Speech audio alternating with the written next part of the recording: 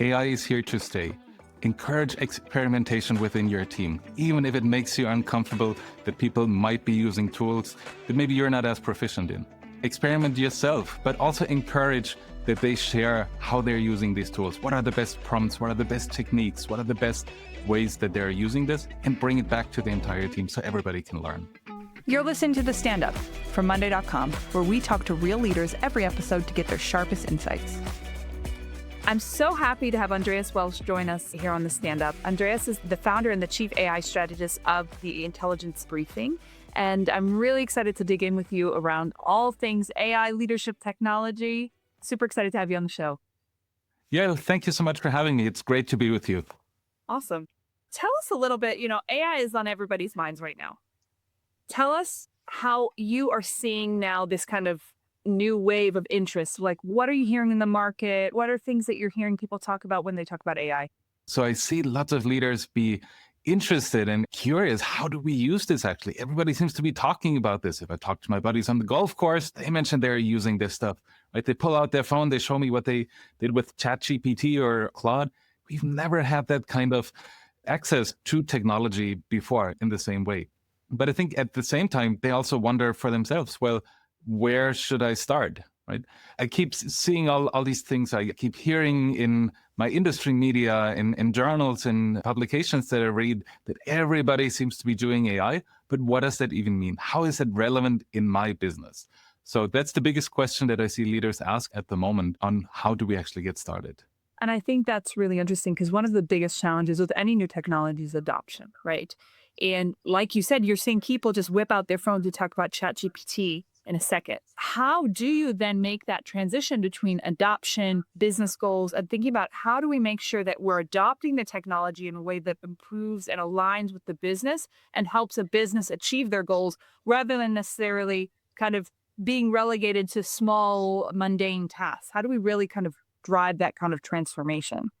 That's such a great and powerful question that you ask, because I think we are seeing lots of companies and leaders jump on this AI bandwagon very, very quickly and say, hey, let's give everybody Microsoft Copilot as an example. Just like everybody has Office, now they have this AI feature, and then we expect that they'll be 20% more productive the next day. Well, it doesn't quite happen that way on one hand, right? Technology also needs to go along with training and enablement.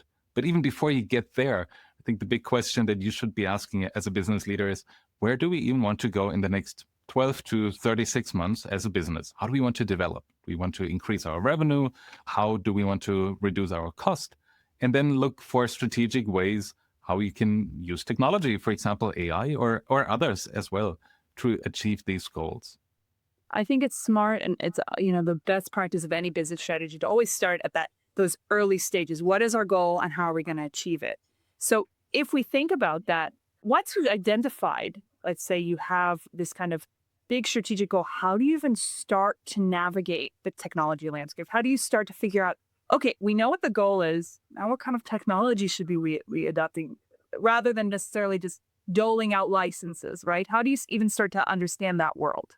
You can take two approaches. One would be a top-down approach. Hey, this is what we want to achieve in the next 12 to 36 months. What are the KPIs that we will look at to measure if we're achieving our goals? And then looking at your business process, what are the steps in that business process? And what are even the right business processes that will enable us to achieve these goals? And depending on the size of your organization, you might have tools that help you with process intelligence or process mining. They've been around for a long time, and they can programmatically analyze how are your processes running. Are they efficient? Are you having some areas where there are different variations of a process where it takes longer? If you don't have these tools in your organization yet, you can also go to your subject matter experts, right? Or managers leading this area and say, how do you actually run this process? What are all the steps involved in it? Then I would say break it down. What are the tasks that are taking extremely long? Is there a good reason why these tasks are taking long? Are we waiting for information? Are we working on something before we can move on? Or are there even steps in that process that might not be necessary anymore? Like maybe they were conceived 5 years, 10 years, 15 years ago, but there are better ways to do that today. And from there, I would say, look at what are the technologies, what are the applications you already have in your business, And have these vendors added AI to their applications in the last 2 years? Most of them have, by the way. And so maybe you might not even be aware that the applications that you use on a regular basis now have AI. Or for an incremental fee, an add-on, or a higher tier subscription, you can get access to these capabilities. Now, from there, right, the question is, fine, vendors have added AI. Everybody says they have been doing AI for a long time, but how do I even know that this is valuable and that this is an investment that we should be making? So there I would say, have your subject matter experts in IT specialists engage with the vendor to understand what are the features, how do we think that they will improve our process, and how much does it cost, right? Do a simple ROI calculation to see are these capabilities that are worth investing in, because at the end of the day, we will be saving a substantial amount of money or it will unlock new revenue opportunities. One of the things that I think is really interesting about what you're talking about, it's both, this top down and kind of bottom up approach at the same time. And I think one of the layers to make this effective is obviously communication, right? And we see a lot of leaders communicating different ways around AI. I know Shopify's CEO, the internal memo just leaked about how we're using AI at Shopify and things like that. What are some of the things you've seen in your experience or methods are most effective when leaders are talking about these kind of transformative technologies? What makes some leaders better at communicating the value of this versus not? Look, I think first of all, it's a very uncomfortable topic for many leaders to talk about because it goes along with a lot of uncertainty. Right? If you say, hey, we want to introduce AI and we're becoming an AI first company, your employees will start looking around and think, well, does it mean I'll be out of a job 3 months from now or It's 6 months from now? scary. It's certainly scary. Right? Do I train the AI and then I'm out the door? So in most conversations that I have with leaders, this is actually not the case. That's not the end goal, right? The goal is we have highly skilled and experienced employees. They are what makes our business unique and why we're thriving. But we want to give them new tools, better ways of working. So they're not spending time, typing up the meeting minutes after the call or figuring out who said what, who needs to do what, right? There are tools that can do that for you. So they're not spending the time copy and pasting information from one system to the next. There are tools with AI embedded that allow you to do that. So a lot of it comes down to communicating clearly. And I think also as leaders, we need to be somewhat vulnerable and say, hey, I don't have all the answers. This is new. This is new for me too as a leader. But we will be working through this together. Here are the objectives. Here are the goals, why we are embarking on this AI journey and why and how we sincerely believe that this will make us better as a company and that this will help you thrive in your work as well.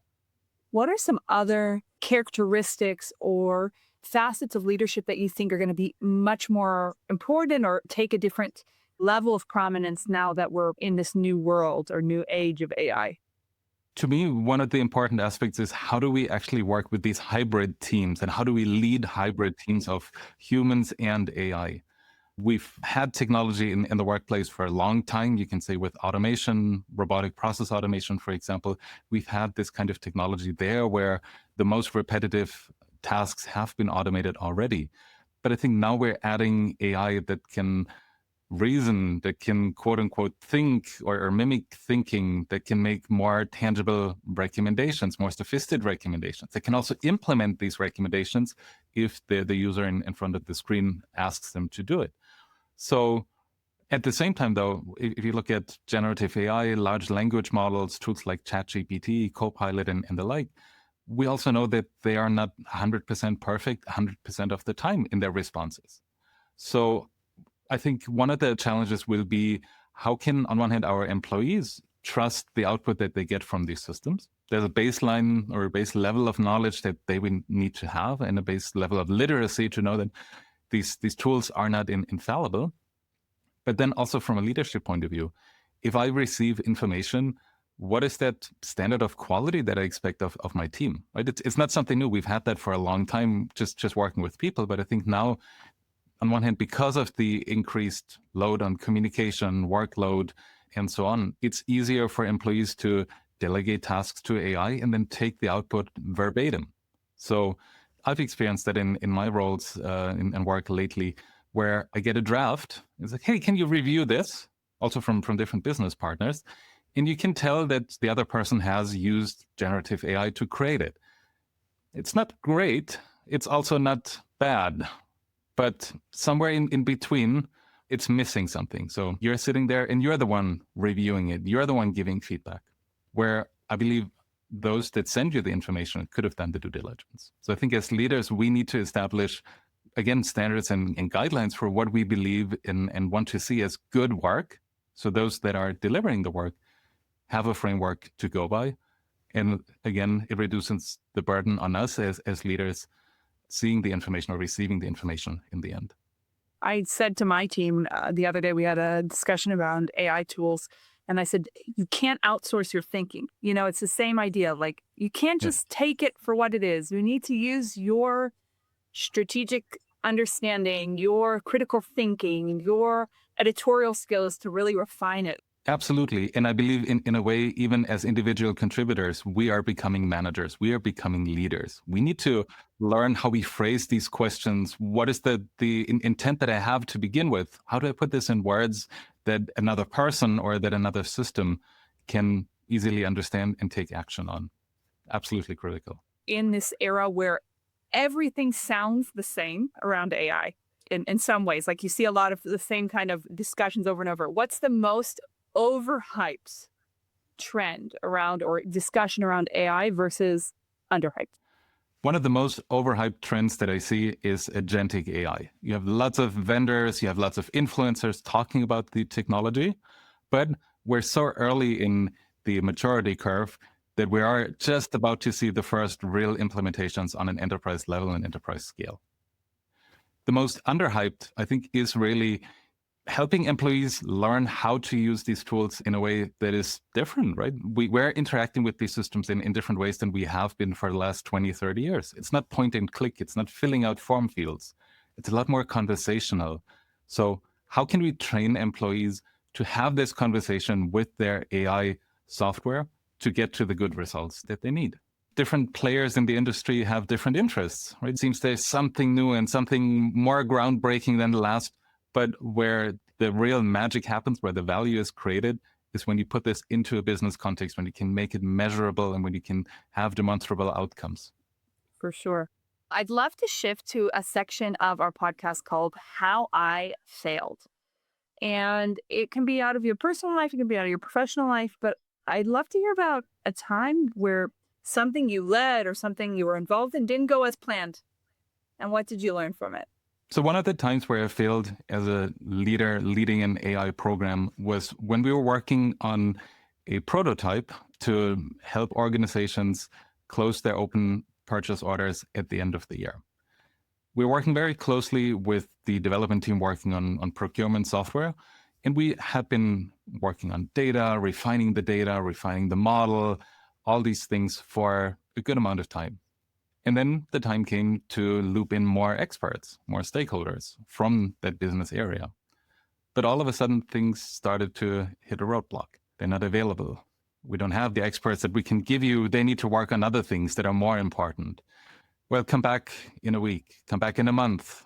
We went up the chain to different senior leaders and executives. You know, the higher we got, the more the answer was, well, you need to figure it out. You need to figure it out together. So that added to our timeline. And in the end, the answer was, well, come back in 18 months. Well, 18 months in AI is a lifetime. It's only been 24 months roughly since ChatGPT has become available or started to become mainstream. So you see, 18 months is a very long time. After about 5 or 6 months, was shelved the project because we didn't get anywhere. So why do I consider this a failure? Because I believe we should have pulled the plug, on one hand, a lot sooner, but even better yet, struck that alignment with the business area from the very beginning. If we're embarking on this journey, if we are building this together, are you giving me your commitment, or do I have your commitment that you will actually implement this? Yes or no? And then through milestones, show the progress that we're making or where we're running into issues, and still ask, well, are you still on board with this? Are you still supportive? Can you help us unblock the situation? That has been such a profound learning that I've actually turned this into a course together with LinkedIn Learning now that will launch just in a couple of weeks. How do you decide when to pull the plug on a project or on an AI project? And how do you even avoid getting to this point? You know, I think a lot of times there's also concern about losing face.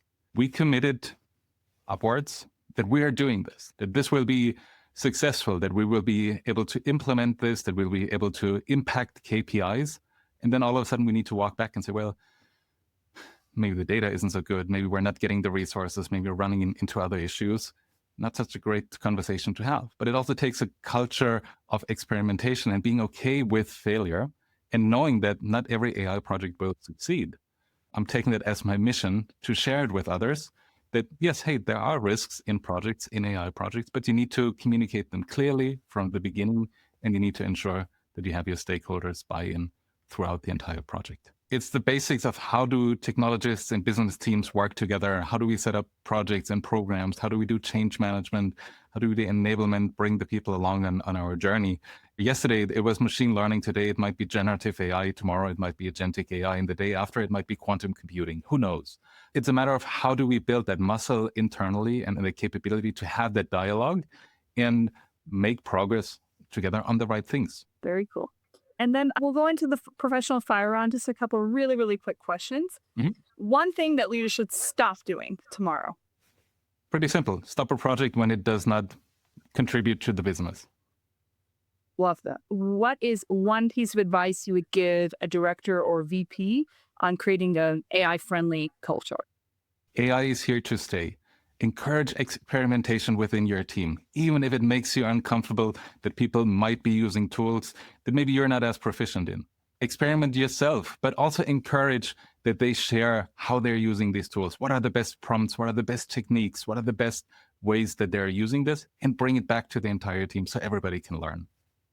Love that. And then I'd love to hear about a piece of media or a podcast or a book that you just can't get enough of.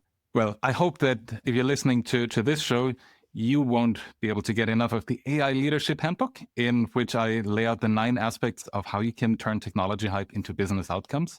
I also run a podcast that's called What's the Buzz? AI in Business, where I interview leaders on how they are managing AI projects in their organization and leading that to successful outcomes.